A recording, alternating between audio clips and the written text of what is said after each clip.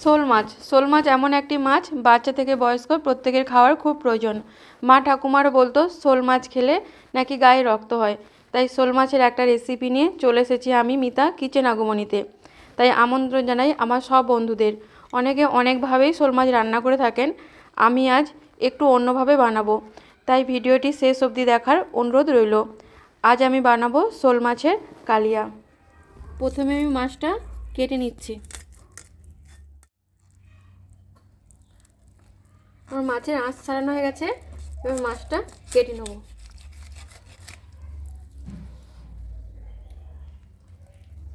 মাছের পিসগুলো আমি এরকম ছোটো ছোটো করে কেটে নিয়েছি।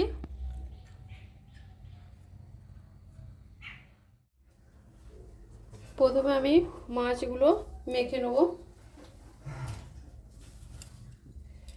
দিয়ে দেবো পেঁয়াজ কুচি,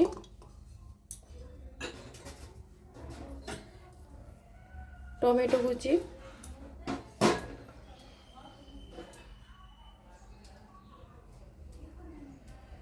কাশ্মীরি লঙ্কার গুঁড়ো,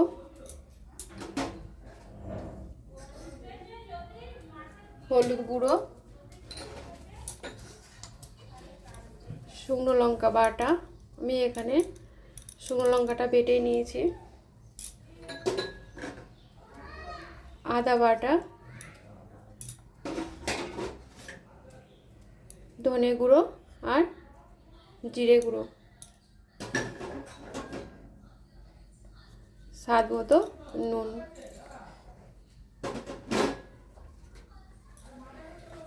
আমি আজকে রান্নাটা দু ধরনের তেল ব্যবহার করব। এখন আমি সর্ষের তেল দিয়ে মাছগুলো আর মশলাগুলো দিয়ে ভালো করে মেখে আধ ঘন্টার জন্য আমি রেখে দেবো।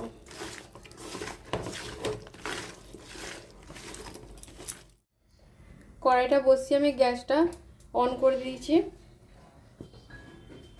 এবার আমি কড়াইয়ের মধ্যে দিয়ে দেবো সাদা তেল।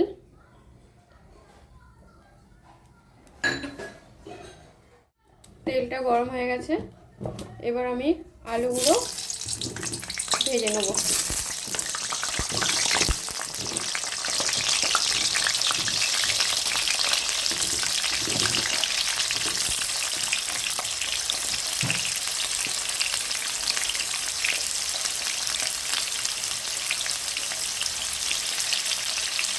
অল্প একটু নুন আর হলুদ দিয়ে আলুগুলো আমি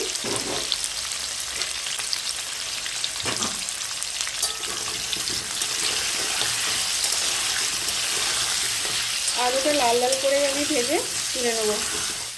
আলুগুলো আমার লাল লাল করে ভাজা হয়ে গেছে, এবার আলুগুলো আমি তুলে নেব।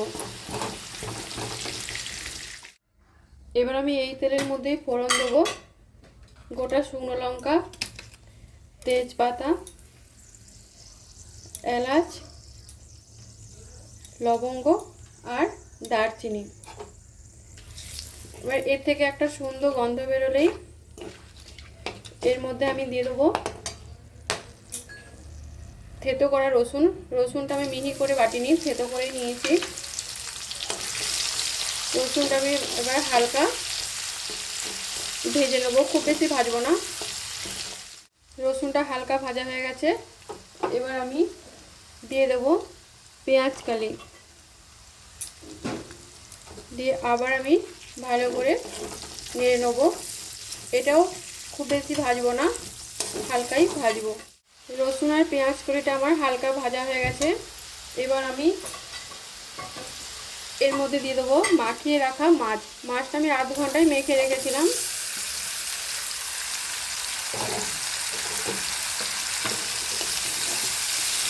ভালো করে আমি সমস্ত কিছু কষিয়ে নেব। সমস্ত কিছু কষানোর সময় একটু ভালো করে সাবধানে এগুলো উল্টাতে হবে, নাহলে সমস্ত মাছ কিন্তু ভেঙে যাওয়ার ভয় থাকে।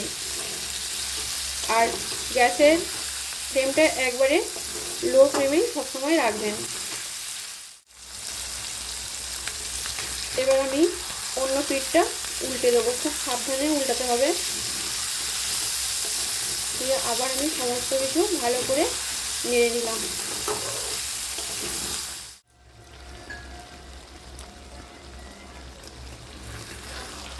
মাছ মশলা আমার সমস্ত কিছু ভালো করে কষানো হয়ে গেছে।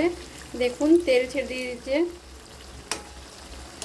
ছেড়ে দিয়েছে, তার মানে আমার সমস্ত কিছু ভালো করে কষানো হয়ে গেছে। এবার আমি এর মধ্যে দিয়ে দেবো ভেজে রাখা আলু।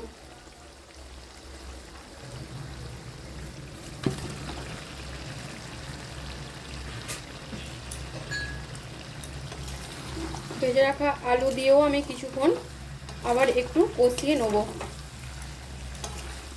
ভেজে রাখা আলু দিয়েও আমার কষানো হয়ে গেছে।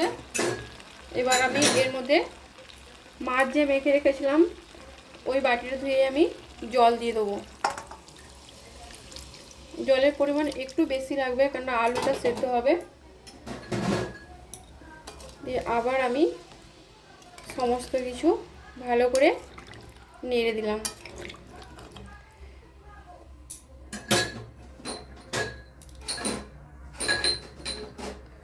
ওপর থেকে দিয়ে দেবো কটা চেরা কাঁচা লঙ্কা। আর আগে নুন দিয়েছিলাম মাখানোর সময়, এখন সামান্য একটু নুনটা দেবো, আপনারা বুঝে নুনটা দেবেন।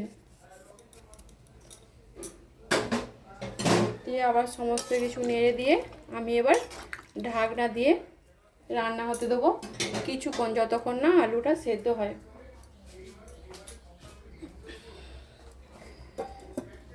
গ্যাসের ফ্লেমটা এবার আমি মাঝারি আঁচেই রাখবো।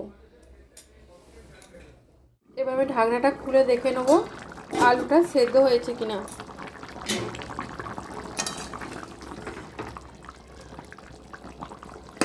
আলু পুরোপুরি আমার সেদ্ধ হয়ে গেছে।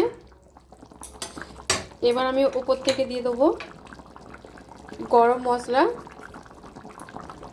আর ধনেপাতা।